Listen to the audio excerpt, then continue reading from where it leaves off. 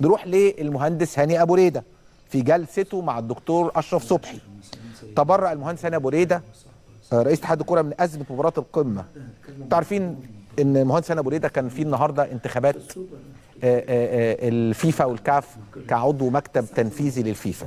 النهارده طلع الثاني ب 35 صوت بعد فوزي لجع اللي خد 49 صوت، وتم انتخاب المكتب التنفيذي للفيفا. المهندس هاني ابو ريده يا جماعه هينهي مشواره في الفيفا في 2029. معناه كده انه هو اقدم عضو تنفيذي في الفيفا، مفيش اقدم منه.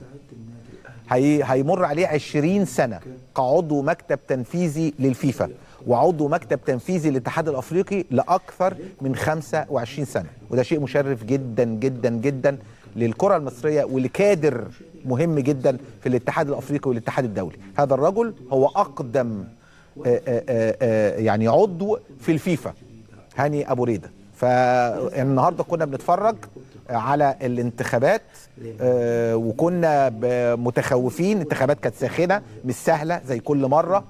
المهندس هاني ابو ريده كان متوقع ان ياخد اكتر من 40 صوت، خد 35.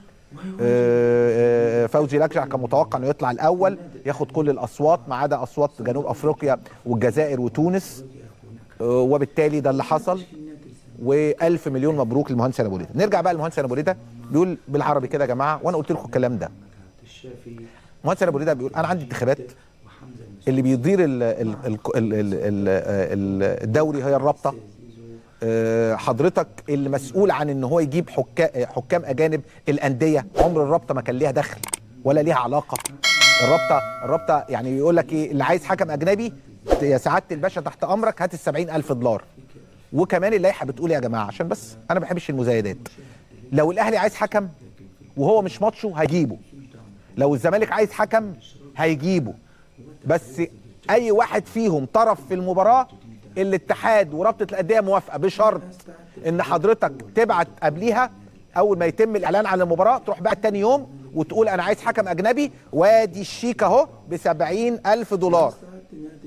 وانا بقول لكم بقى على اللسان، تواصلوا مع الكابتن حسين لبيب قال لهم انا مش هجيب حكام اجانب، انا عايز حكم اجنبي، انا معيش فلوس.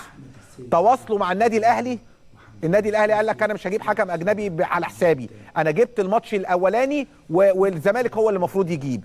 معنى كده خلاص خلصت، مفيش حكام اجانب. لكن كون ان الرابطه تتبرع، ماشي، تبرعت الرابطه وهتدفع من جيبها، ودي حاجه جديده وما حصلتش قبل كده، لان النظام بيقول ايه، اللي عايز حكم اجنبي هو اللي يدفع من الانديه. مش طب ايه اللي هيخلي الرابطه تتحمل؟ فالرابطه اما لقت انها هتجيب الماتش ده هيبقى شكلها وحش لو خلت بيراميدز هو اللي يجيب بالحكام في ماتش الاهلي اللي جاي وماتش الزمالك اللي بعديه، فقال لك انا هتحمل الثلاثه. طب هنا السؤال، الجواب الرسمي جه امتى؟ جه يوم الاحد قبل الماتش بيومين. المهندس هاني بيقول لك انا ازاي هجيب حكام اجانب؟ انا بخاطب الاتحادات الاهليه. حضرتك بعت لي الجواب الرسمي يوم الاحد، والسبت والحد الاتحادات في اوروبا قافله، وقبل كده النادي الاهلي اما بعت جواب قال لك انا عايز حكم اجنبي من الدول الخمسه الكبرى في كره القدم.